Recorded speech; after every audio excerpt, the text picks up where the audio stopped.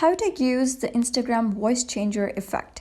Hello guys, and welcome back to the channel. In today's video, I'm going to show you exactly how you can use Instagram voice changer effect.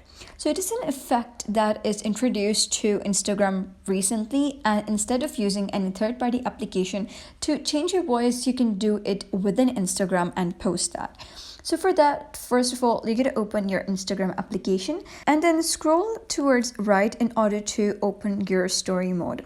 Here, you'll be able to see some effects. So you gotta scroll all the way to the right till you find the browse effects. So simply click on it, and here you can browse for various effects. So here, you gotta click on this search icon over here. You gotta search for voice effects. Simply type that down, click on search, and this is voice effects. Select it and you can record any video on Instagram and you'll be able to see that the voice effect has taken place.